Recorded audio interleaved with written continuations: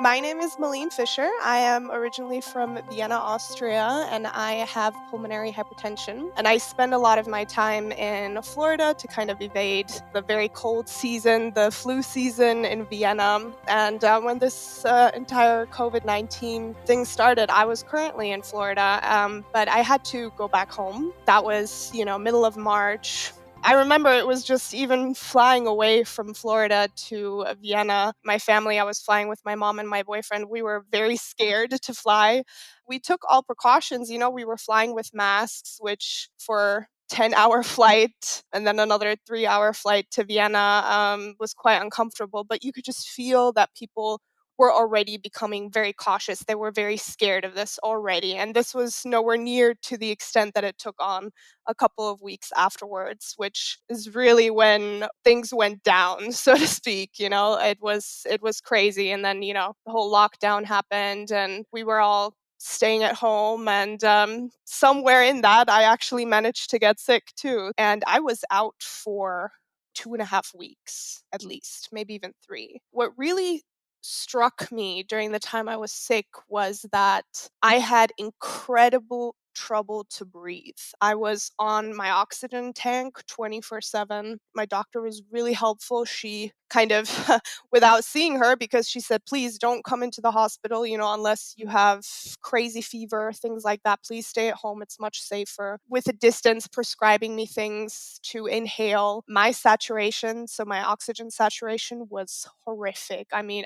for my standards, anyways, because I usually have a regularly normal one, between maybe 97 to 99 if it's a good day, and I was at 89. It took a while.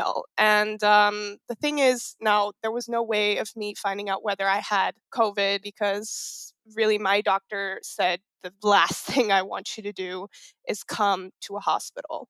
The natural thing to do was be in self quarantine, don't see anybody, don't risk anybody else's health. And then when things kind of phase out and get more peaceful, that's when I'll do a blood test and see if I actually had it. But whatever it was certainly challenging. And I'm vaccinated against the flu, so unless it was some super flu, it's really hard to figure out what else it could have been. So yeah, needless to say, it was quite a roller coaster the last couple of weeks. It was a very specific type of being sick. It's usually not that difficult for me to breathe when I'm sick. I felt like I was walking a couple of steps and I was feeling terrible. And really, the oxygen saturation reflected that. And I just did not want to be off the oxygen. And usually, I'm somebody who really hates being on the oxygen masks because it's uncomfortable to me. So for me to really seek that out and to do these, inhaling things, which all have side effects on their own, really meant I was struggling. I'm actually positively surprised that people have been very respectful and have been trying to help each other out during this time. I think it's actually quite a good representation of what we are capable to do if really things get down to it.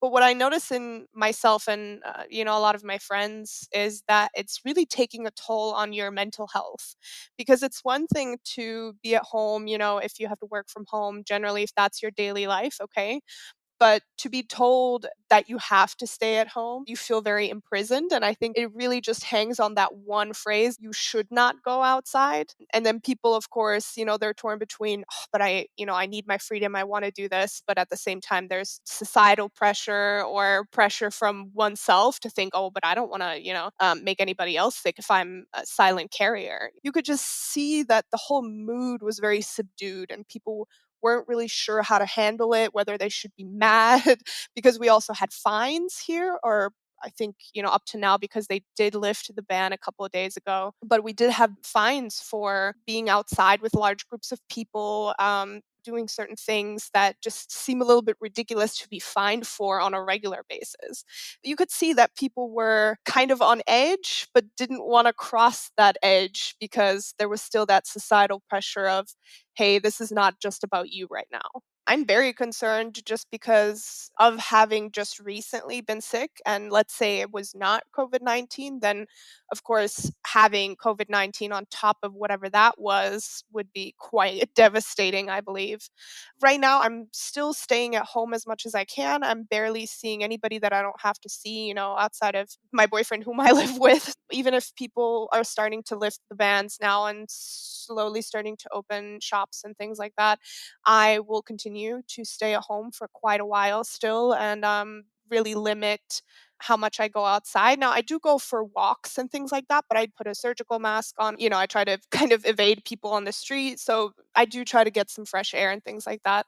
But I will certainly stay at home for most of the time because I think that this is nowhere near done. I think this is really the risky bit because as soon as people feel like, oh, the curves are slowly flattening, things are getting better, that's the really critical point because when people now start taking it less serious, the amount of infections might, explode again. I'm always superstitious. I say, knock on wood, hopefully not. But if too many people don't take it serious anymore and think that this is over now, then that's really most likely what we're going to be looking at.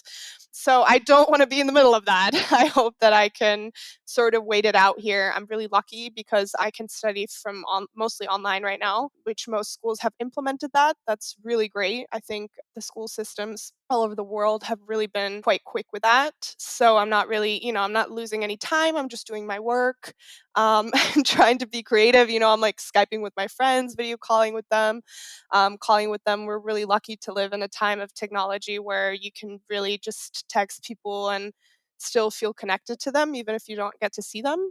It's really, excuse my French, it's a crappy time right now. But if we have to sit through this to minimize, the amount of people who die from it, then I think that's well worth it. A lot of people who are my age or when I was younger always seem to have this mentality of I'm invincible. I've never really quite had that. So I could never really see myself in that, but I felt that like everybody kind of thinks like, oh, it's fine, I'm nothing's going to happen to me because it's just this kind of naive belief.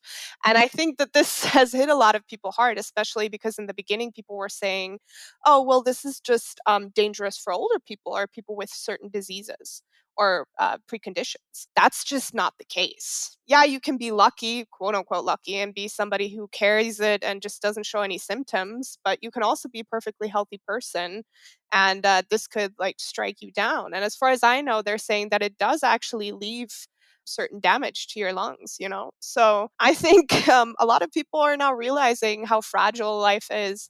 If for a while they didn't realize that. It's harsh to say, but sometimes that's good. And I think that kind of connects back to what I was saying, that it does actually bring out some positive sides, I think, for humans right now, because we do have in the back of our minds this idea like, oh, maybe this should still not be something I should risk just for the sake of being able to go shopping or go to the movies with my friends or whatever.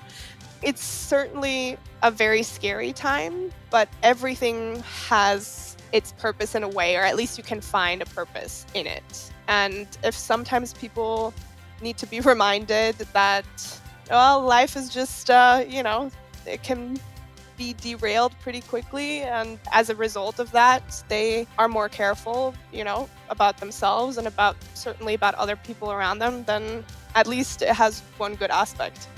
My name is Maleen Fischer, and I'm aware that I'm rare.